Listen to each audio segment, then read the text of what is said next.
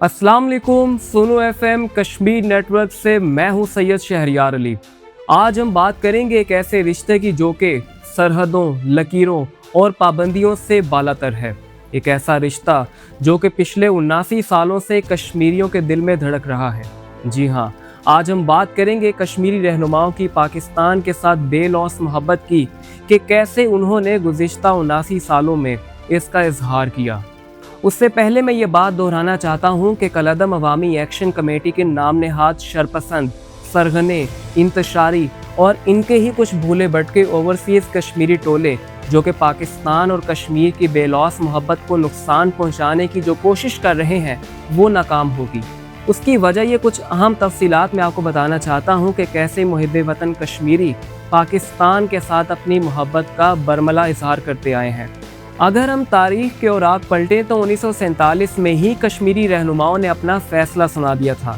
क़याम पाकिस्तान से एक माह पहले 19 जुलाई 1947 को सरदार मोहम्मद इब्राहिम खान के घर पर करारदाद इल्हाक़े पाकिस्तान मंजूर की गई। चौधरी गुलाम अब्बास जैसे अजीम लीडरों ने उसी वक्त वाज़ेह कर दिया था कि कश्मीर की रूह और उसका मुस्तकबिल पाकिस्तान के साथ जुड़ा है। ये इस लाजवाल मोहब्बत की पहली बाकायदा शुरुआत थी।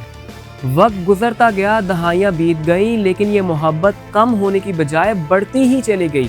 आप सब ने वो मशहूर नारा तो सुना ही होगा कि हम पाकिस्तानी हैं, पाकिस्तान हमारा है।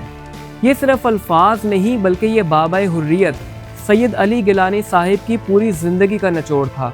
उन्होंने अपनी आखिरी सांस तक सख्त तरीन पाबंदियों और नज़रबंदियों के बावजूद इस मोहब्बत को अपने सीने से लगाए रखा। उन्होंने ज़ालिम हिंदुस्तान को बताया कि तुम हमारे जिस्मों पर तो पहरा लगा सकते हो लेकिन हमारे दिलों पर नहीं। सिर्फ बुजुर्ग रहनुमा ही नहीं बल्कि यासीन मलिक, शबीर अहमद शाह, आसिया अंद्राबी और मीर वाइज उमर फारूक जैसे रहनुमाओं ने भी हर कैदोबंद की सऊबतें बर्दाश्त की। इन रहनुमाओं पर कड़े तरीन मज़ालिम ढाए गए लेकिन उन्होंने पाकिस्तान के साथ मोहब्बत और इल्हाक़ के मुतालबे से एक कदम भी पीछे हटने से इनकार कर दिया।